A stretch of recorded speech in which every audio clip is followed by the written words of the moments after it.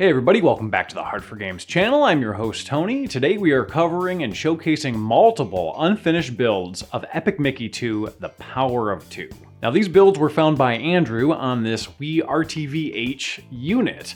So if you remember our episode on Wii testing and development units that we did a bit back, there are two primary ones that we covered. There's a green facing one that has an optical drive, and then there's this one that has a red face on it and doesn't have an optical drive, but instead has internal storage to house games or game builds.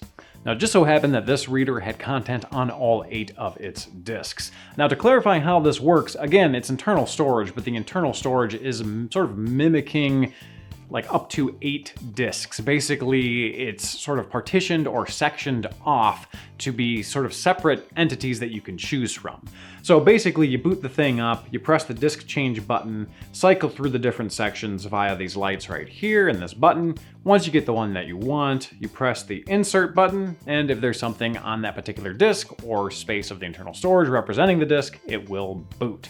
Now, full disclosure, I played a good amount of Epic Mickey back in the day when it was released, but haven't touched it since, and I completely skipped its sequel. However, I did pick it up and play it for a good amount of time for the purposes of this episode. So, I'm going to be showcasing differences here, and many of the differences are just very obvious, but there may be some more nuanced ones that I might not pick up because I'm just not a huge part of the Epic Mickey fandom like some of you are. But if you notice something that I missed, please obviously let me know about that difference in the comments below. Let's boot up the system and start with disc 1. This is what the menu looks like. Long ago, a rather brave... Now mind you, we're going to be doing a lot of hopping around here, but I'm going to be showcasing where we are on the bottom left-hand side of the screen. Here we have the beginning level and the opening cinematic, and it just sort of starts per usual. It goes over the events of the previous game, calling Mickey back into the world of Wasteland. But before we go too deep, let's go ahead and look at how the retail plays out its first stage. Pay close attention to the audio and voice here.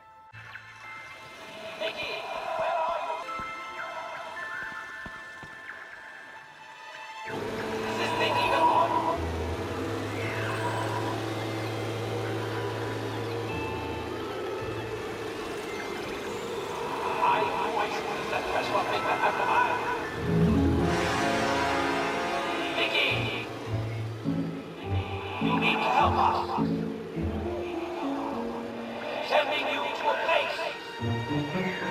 Get the process.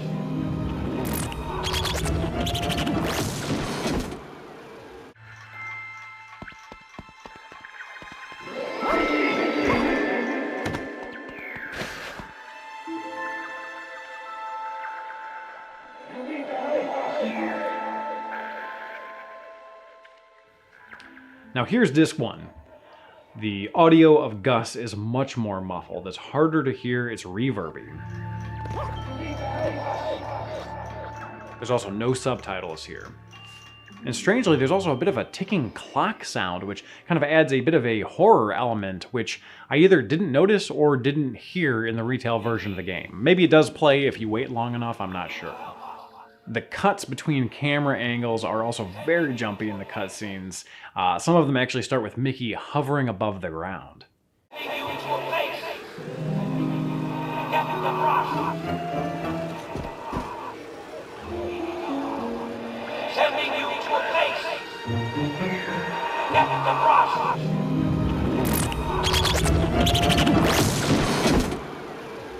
Now notice here that the sound effects going into the TV in the retail game are absent from disc 1.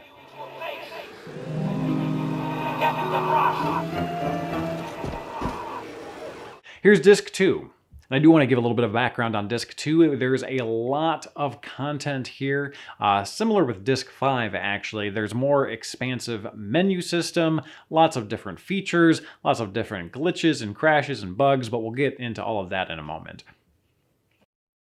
Not long ago, a rather brave but mischievous mouse discovered... Here we have the opening cinematic, which has no background music and a watermark. Mickey, where are you? Also notice that the HUD/health indicator is a leftover from Epic Mickey 1. Is this thing even on? And amazingly, we have placeholder voice talent, which you will see how great this is soon enough when we get to the person who's desperately trying to be goofy. The character, not the adjective. Mickey, you need to help us. Sending you to a place. Get the brush.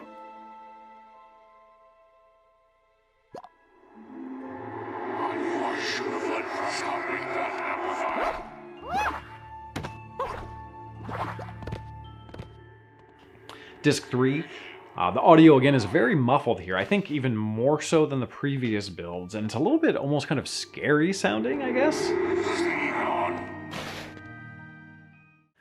Also, check out this animation, or lack thereof.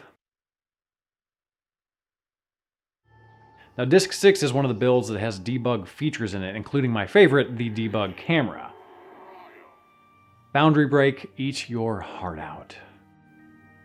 Now, as you fly around the space here, literally the space, the outer space around the level, you can see that the different assets they're working with, and they just sort of set aside to maybe cut and paste or copy and paste into the level for later. There's basically just a bunch of stuff. This kind of functions as almost like a workspace for the developers. I also really like this starry Mickey Mouse head. I don't know if this was utilized in the game. I'm not 100% sure. I haven't played through all of Epic Mickey 2, but it's certainly not utilized in this level. Now here's the same debug feature in Disc 2, but notice that the space around the level is much emptier.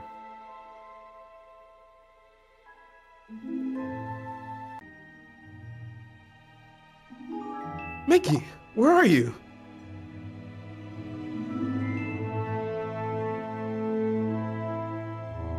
Is this thing even on?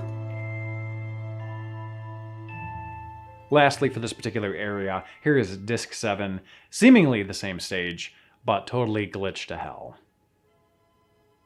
The curious intruder once again entered my workshop with one goal in mind: to find and retrieve my magic brush.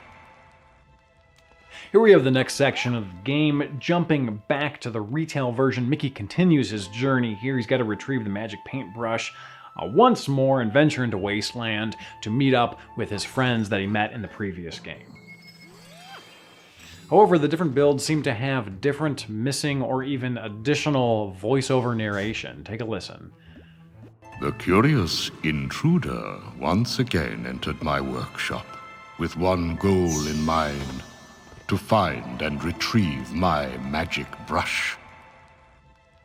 To find and retrieve my magic brush. But new dangers and new wonders surrounded him, beckoning him towards his destiny.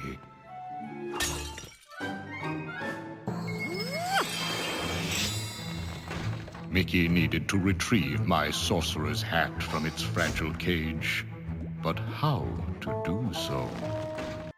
In Disc 3, the narration starts late, and of course Mickey's animation is very jumpy. Mickey needed to retrieve my sorcerer's hat from its fragile cage, but how to do so? Here's Mickey after retrieving the magic brush and entering Wasteland in the retail version of the game.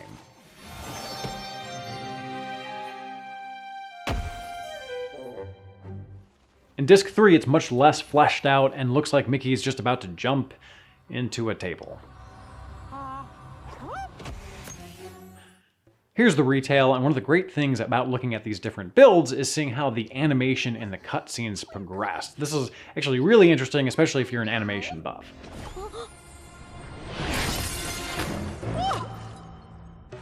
Oh, gosh, that was a doozy of a landing. Now here we have Disc 2, and it is very rudimentary, very sketched, storyboard-style cutscenes. Oh, gosh, that landing's a doozy. Wasteland is becoming inert again, and with all the damage from the earthquake. Not only that, but the Mad Doctor is back. This is actually jumping forward in the game a touch more here, where they meet up with the Mad Doctor. And again, everything is just sort of, loosely sketched out with very minimal movement. I especially like the little music notes above the Mad Doctor because the game was sort of billed as this sort of sweeping operatic musical sort of thing, which it kind of wasn't, kind of was. But basically the Mad Doctor does a lot of singing in it, and instead of having the singing here, you just sort of see the music notes popping around, bouncing about above his head, which is kind of neat. The builds on disc 2 also have very variable mixing with the voice acting. So sometimes it's at an appropriate volume, other times it's just way too low and gets drowned out. So I will try to bump it up a little bit where it's a little bit too low so you can at least hear it, but I won't bump it up so much that it gives the impression that it was mixed properly, if that makes sense. So going back to the castle with the previous level here, I want to showcase a particular stage, and this was very impossible for me to figure out. Look for her. By Jove, I'll bet you two can get out of here through that balcony. Mickey, head over to Oswald and toss him up to that balcony so he can look for a way out.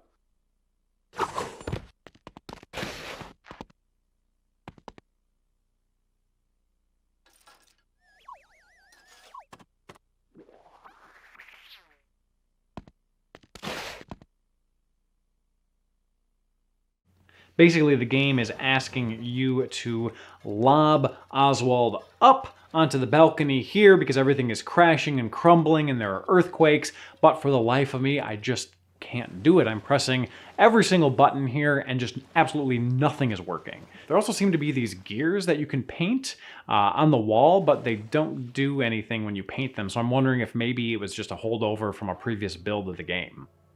And as you can see here, this is disc 5. It's a little bit more fleshed out with coloring that's closer to retail. And we get a different helper / action icon above Oswald, but I still cannot for the life of me figure this out. It's driving me insane. I even went through the debug menu, which you can kind of see in preview here, but still couldn't figure out what the game needed me to do. But here's the retail. All you do is press a single button and it's done. Oh my! Well, that was convenient. And yes, it was very convenient. Now here's the same castle area, but utilizing the debug camera in disc 5. Let's go ahead and explore for a little bit.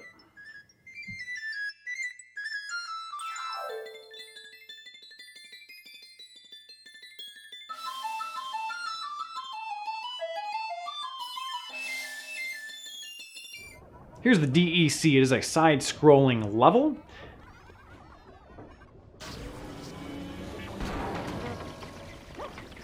Here's the same area in disc 1.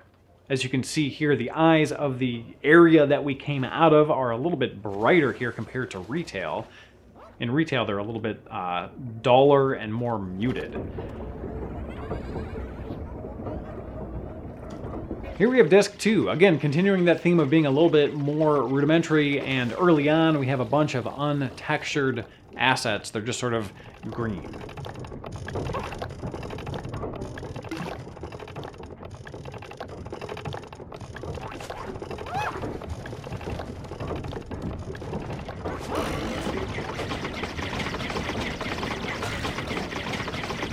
Here's disc 3, and it has a little bit of a glitch that when attempting to press A to move the orb to its proper place, you can actually exit the level and freeze the game.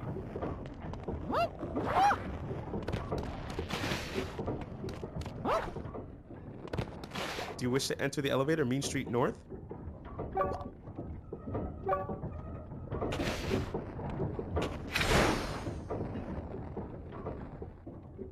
This disc also starts you off in a third-person perspective and rotates the camera to a side-scrolling view. And exiting the level, at least the proper way to exit the level, the animation is super choppy and weird, and he sort of leaves the paintbrush behind. Here's what it looks like in retail. Again, here's what it looks like with disc 3. Now I want to take a quick minute to talk a little bit more about disc 2 and 5, which again are just chock full of menus and areas to explore. Unfortunately, many of these areas freeze. Pretty much everything that says prototype will crash the game, but there are still some places that we can take a look at. Here we have the old mill, obviously very basic. There's nothing in here, no enemies, just the basic layout and physics of the boards that move back and forth.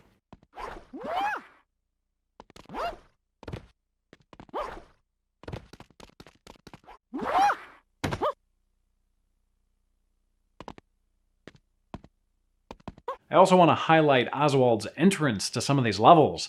It is the glitchiest, most Cronenbergian thing I've ever seen. It's horrifying.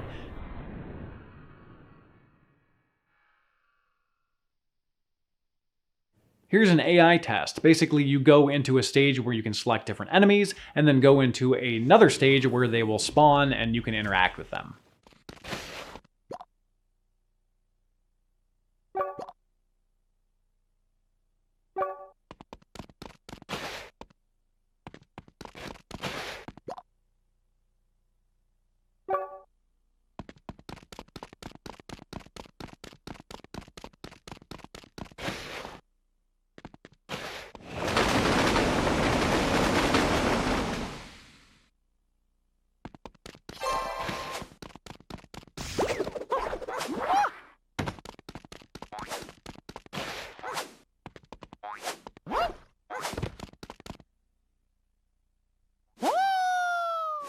Now here we're entering Oztown. This is the retail. Go ahead and take a listen. Oh, shatter off, you worthless little... Now the music here, which I can't play too much of, is unique to the retail as well. Is the DEC still working? In Disc 1, we're missing the "Oh Chatter" offline, and of course it also lacks a lot of movement in the animation. Say up, Prescott. We gotta get to Rainbow Caverns fast. Is the DEC still working? Now, I just want to prepare you all because very soon we're going to be hearing the stand-in voice actor for Goofy, and it is fantastic. I could just imagine this guy is like an intern, or just, you know, kind of your average Joe at the office that the boss pressured into laying down some voice tracks. Come on, we just need something to stand in so we can kind of animate around it, he probably said. And the guy was like, you know, I don't know, maybe, you know, and then did it on the promise that no one would ever hear it. But unfortunately, we are about to reveal his greatest nightmare and simultaneously his magnum opus. So prepare your ears. I'm not going to say too much more. I just want you to enjoy.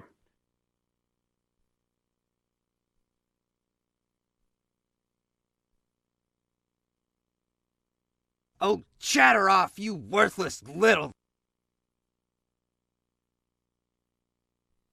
Well, look who decided to grace us with his presence. Say up, Prescott. We gotta get to Rainbow Caverns fast. Is the DEC still working? Not exactly. It's down in that thinner sinkhole. Marcus gave Goofy some thinner pumps, but they'll take far too long. Naturally, I told Goofy how to upgrade them.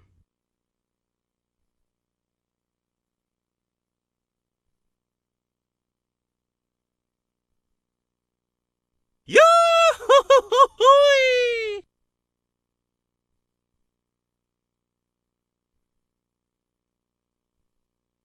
Oh, Goofy! Oh. Goofy, what happened? Well, I was trying to fix these pumps, just like Prescott told me. Don't know what I did, though, 'cause it went kablooey. I told him to overcharge 1 pump, not 3. Yes, it makes the pump slightly unstable, but it also gets the job done faster. Gosh, they look more than slightly dangerous to me. I think I'll just go ahead and use the pumps how Marcus told me. And hey, you fellers can help me get those pumps back. I got a fairy sketch around here somewhere you could use. Fairy sketch? Ah, the fairy sketch. Just think happy thoughts. That's my motto. Gosh, you found it! Bring it down and connect it up to that pipe right there. If you use the fairy sketch, it'll make the pump float like a feather. Then just shoot your paint or electricity at it and watch it move. Don't listen to that goof. My supercharger will get the job done with just 1 pump. Just bring a pump to the supercharger by the gag factory and use Oswald's electric beam to charge it. Careful though, the effect don't last long, so make sure to put the pump in its base next to the pool before the charge goes away. Yup, that's the way. Now just take the pump over and pop it onto the station thingamajig. Jamface may fancy himself an engineer, but if you want to see how a genius gets things done, use my supercharger. You see the pump? It's right there next to Moody's house. Follow me and I'll show you. Connect it on the last pipe and we can start draining thinner.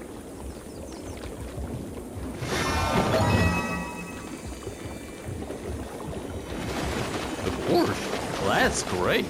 Now take the pump over to the station and push it on in. You have better things to do than playing around with Jamface's toy pumps, don't you? Oh, well, gosh. Well, that's great. All we need now is for Oswald to charge the pumps up with his electricity. That'll get him going lickety-split.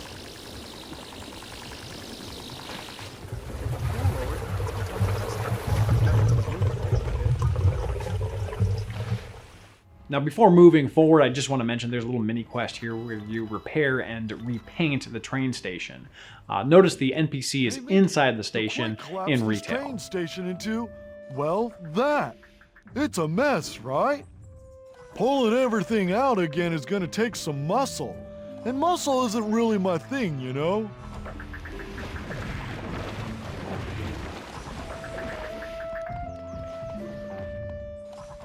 Hey, you did it!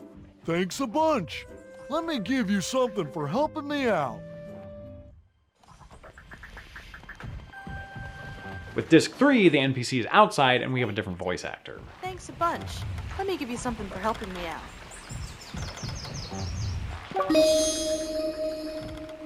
Similarly, with Disc 1, NPC is outside, and again, a different voice actor from Disc 3 and retail. Hey, you did it! Thanks a bunch. Let me give you something for helping me out. Now, sticking with Disc 1, down below the town, you encounter some enemies, and after fighting them off, the game makes you wander around a little bit before noticing an access port that Oswald can interact with. That's an access port. A lot of machines in Wasteland use them now. The retail version cleans this up a little bit. No enemies, and the narration abruptly jumps to the access port information. I wonder where they'll end up. Perhaps we can search for them when more of the thinner has been pumped out. That's an access port. A lot of machines in Wasteland use them now. So those are just a few of the 10 to 20 to 30 to 40,000 little differences, these minute, tiny differences between all of the different builds on this thing and the retail release of the game. I want to give a big shout out and thank you to Andrew for, again, lending this to us. Really appreciate it. And I recommend all of you check out his Twitter. His handle will be right here. I'll put a link in the description below. Andrew is a very serious beta and prototype hunter, and he's always posting his various discoveries and research on his Twitter page. The stuff that he finds ranges from like Holy Grail material to just like outright bizarre, but it's always a good time, and I recommend that you check him out. Aside from that, I do appreciate all of you watching and subscribing. I appreciate our supporters on patreon.com. And again, just thank you very much for watching, and we'll see y'all next time. Pizza Hut, they're hard games. Pizza Hut.